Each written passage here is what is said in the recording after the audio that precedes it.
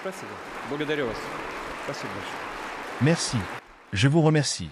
Merci beaucoup. Monsieur Dmitri Anatolievitch, chers collègues, chers amis, je salue tous les participants, invités et délégués du 22e Congrès de Russie unie.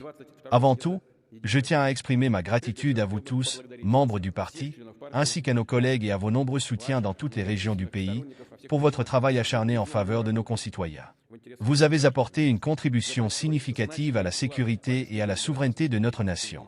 Depuis le tout premier jour de l'opération militaire spéciale, Russie unie soutient activement nos combattants, propose d'importantes initiatives législatives visant à instaurer des garanties juridiques et sociales pour nos héros et leurs familles, contribue à la reconstruction des régions libérées, collecte et livre tout ce qui est nécessaire aux civils.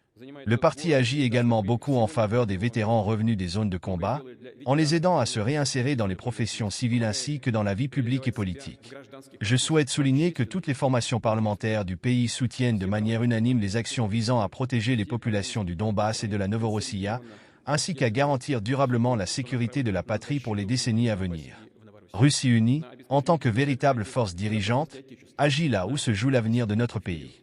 Aux côtés de notre armée et de notre marine, des équipes des entreprises du complexe militaro-industriel qui travaillent sans relâche et de millions de citoyens qui soutiennent de tout cœur les combattants au front, Russie unie est présente. Avec les bénévoles, qui rassemblent et transportent l'essentiel, le parti participe à l'acheminement de milliers de tonnes d'aide humanitaire, de vivres, de médicaments, d'équipements domestiques, de matériel et de fournitures pour nos troupes. Par des actions concrètes et un engagement personnel dans des initiatives volontaires, il rapproche notre victoire. Je tiens à souligner qu'un grand nombre de députés de la Douma d'État issus de Russie unie, ainsi que des responsables régionaux et municipaux à différents niveaux, ont eux-mêmes rejoint le front pour combattre. Ce geste courageux et audacieux mérite le respect le plus profond. Merci à eux. J'ajouterai que tous les territoires et municipalités du pays apportent aujourd'hui une aide complète aux villes et districts sous leur tutelle dans les républiques populaires de Donetsk et de Louhansk, ainsi que dans les régions de Zaporizhia et de Kherson. Ils soutiennent également les habitants de la région de Koursk et d'autres territoires frontaliers proches de la ligne de front. Cette entraide, cette véritable fraternité face aux épreuves, cette unité au nom de la patrie, incarne le caractère de notre peuple. Un mot simple, nous, prend aujourd'hui une signification particulière et rassembleuse. Nous ne laissons personne derrière. Ce principe et cet appel noble sont compris et proches de chacun d'entre nous, car la solidarité, la reconnaissance de la Russie comme notre maison commune, comme une immense famille de familles, sont nos grandes valeurs. C'est là que réside une force colossale et inébranlable, ainsi que notre confiance en aujourd'hui et en demain. Je tiens à remercier tous ceux qui contribuent à la défense des intérêts nationaux de la Russie, aussi bien au front qu'à l'arrière. Je demande au parti de poursuivre son travail actif et d'intensifier ses efforts dans tous les domaines clés, en particulier pour soutenir tous les vétérans des combats et leurs proches, notamment les familles ayant perdu leurs êtres chers. Une attention accrue doit être portée à ceux qui sont rentrés chez eux après de graves blessures. Le courage, la fermeté, les talents de gestion, les qualités de leadership éprouvées et renforcées dans les conditions les plus difficiles, ainsi que la loyauté sincère envers la patrie et le peuple, de nos soldats combattants doivent être pleinement mobilisés dans la réalisation des tâches étatiques. Merci. Je vous remercie. Dans mon adresse à l'Assemblée fédérale lors du dernier congrès de Russie unie j'ai notamment souligné l'importance de la formation et de la préparation de cadres solides, fiables et prometteurs. Je le répète aujourd'hui, pour le parti, ce n'est pas seulement une priorité, mais une condition essentielle de son avenir. Soutenir les individus talentueux et déterminés, devenir un pôle d'attraction pour eux, les impliquer davantage dans les projets du parti, favoriser l'éducation et le mentorat pour que ces alliés, nos héros, servent eux-mêmes d'exemple pour les jeunes générations, qu'ils aident les autres à se réaliser et qu'ils forment une relève digne de ce nom. Je vous demande de prêter une attention particulière au programme de formation des cadres l'heure des héros, lancé cette année. Cela concerne non seulement l'intégration de ces diplômés au sein des travaux du parti, mais aussi, et c'est tout aussi important, la pratique d'une sélection ouverte, large et transparente pour intégrer ce programme. Plus largement, il s'agit de créer toutes les conditions nécessaires pour promouvoir nos contemporains qui se sont distingués par leurs actions. Concernant le programme l'heure des héros, nous avons délibérément écarté toute restriction inutile et formelle. Toute personne ayant démontré ses capacités durant l'opération militaire spéciale peut postuler, qu'il s'agisse d'un commandant ou d'un simple soldat. Vous savez que des dizaines de milliers de candidatures ont déjà été reçues. Un deuxième groupe de participants est en cours de formation, tandis que le premier poursuit son apprentissage. Certains d'entre eux, avant même d'avoir obtenu leur diplôme, se sont déjà vus confier des postes importants et des missions de grande envergure dans la vie civile. La demande pour des individus solides, volontaires, ayant traversé de rudes épreuves et prêts à assumer des responsabilités est extrêmement élevée. Notre pays en a besoin. Cette année, lors de divers scrutins à travers le pays, plus de 300 de nos camarades de combat, vétérans de l'opération militaire spéciale, ont obtenu le soutien des électeurs. Ces candidats inspirent la confiance des citoyens, qui comptent sur leur intégrité, leur honnêteté et leur professionnalisme. La majorité de ces candidats ont été présentés par Astérisque Russie Unie Astérisque. Cela témoigne d'une démarche juste et responsable de la part du parti, répondant aux attentes de la société. Cette demande sociale consiste à élever les exigences en matière de qualité et d'efficacité à tous les niveaux de pouvoir, pour que des personnes animées par un sens aigu du devoir envers la société et la nation rejoignent les municipalités, les équipes régionales et les structures fédérales. Ces jeunes, passés par le front, ont prouvé leur valeur au combat et, j'en suis certain, ne décevront pas. Ils continueront à se battre pour obtenir des résultats tangibles. Cependant, je m'adresse également à eux. Pour opérer à un tel niveau, il est nécessaire d'acquérir les compétences appropriées, de progresser et de ne pas stagner. C'est pourquoi je propose et considère comme essentiel d'étendre le projet fédéral Astérisque lors des héros Astérisque. Il faudrait lancer des programmes analogues dans les régions, comme cela a déjà été fait dans le kraï de Stavropol, ainsi que dans les régions de Belgorod, Voronezh, Ryazan, Samara, Toula et dans le district autonome de Khanty-Mansiysk. Je demande aux partis de participer activement à ce travail. Je compte sur vous pour que cela ne soit pas une simple formalité. Il faut agir, repérer ces individus, les aider à obtenir l'éducation et l'expérience nécessaires. J'ai récemment rencontré des jeunes en réhabilitation après de graves blessures. L'un d'eux souhaite déjà participer au programme Astérisque, lors des héros Astérisque. L'autre, tout en étant intéressé, reconnaît qu'il n'est pas encore prêt. Je comprends qu'il faut de l'expérience dans les domaines publics, étatiques ou municipaux. Je n'en ai pas, et je n'ai pas non plus d'éducation. Ce jeune homme, plein de potentiel, veut pourtant se lancer. Nous devons chercher de telles personnes, les accompagner dans leur formation et leur offrir les outils pour réussir.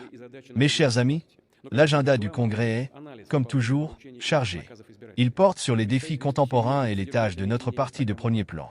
Cependant, l'essentiel reste l'analyse de la mise en œuvre des mandats et des instructions des électeurs. Des modifications substantielles devront être apportées au programme du parti, en y ajoutant de nouveaux engagements concrets pris par Astérisque Russie Unie Astérisque. En substance, il s'agit de valider une feuille de route pour concrétiser nos vastes projets au cours des 6 prochaines années. Toutefois, notre horizon de planification doit être bien plus large. Les défis actuels ouvrent également de nouvelles opportunités que nous devons saisir ensemble. Je suis convaincu que non seulement nous serons capables de le faire à l'avenir, mais que nous obtenons déjà aujourd'hui des résultats significatifs et visibles. La Russie progresse, son économie croît, et cela malgré des sanctions sans précédent dans l'histoire moderne, une ingérence flagrante et des pressions exercées par les élites dirigeantes de certains pays. Mais aucune tentative de chantage ou d'obstruction venue de l'extérieur n'aura jamais raison de nous. La Russie est confiante en sa justice et en sa force. Ainsi, toutes les tâches que nous avons fixées pour l'avenir proche comme à long terme seront assurément accomplies. Je compte sur votre leadership incontestable pour la réalisation des nouveaux projets nationaux que nous avons récemment abordés, le 5 décembre, lors du Conseil de développement stratégique. Je suis convaincu que vous, vos collègues, les organisations régionales du parti et Astérisque Russie Unie Astérisque dans son ensemble, entamerez ce travail rigoureux dès les premiers jours de la nouvelle année. Enfin, j'aimerais souligner que les projets nationaux prêts à être lancés et un budget fédéral équilibré sont bien sûr d'une grande importance. Je tiens à remercier chacun d'entre vous pour ce résultat commun, pour le travail collaboratif qui a impliqué le Parlement, le gouvernement, l'administration présidentielle, les collègues des régions et d'autres partis politiques. Je sais que le dialogue n'a pas été simple, qu'il a fallu trouver de nombreuses solutions, débloquer des situations et défendre sa position. Mais il y a quelque chose d'encore plus important. Notre programme clair, ambitieux et progressif pour le développement du pays repose sur un puissant soutien populaire, véritablement national. Je le répète, cette solidarité, cette cohésion du peuple, cette foi en notre pays et en notre victoire ont une immense valeur. Elles découlent d'une compréhension commune des intérêts fondamentaux et souverains de la Russie. Cela inclut le désir d'assurer la sécurité de la patrie, de protéger la mémoire historique sacrée pour nous, ainsi que la spiritualité, les traditions et les valeurs communes que le Centre national de la Russie, où nous nous trouvons actuellement pour ce congrès, vise à préserver et promouvoir.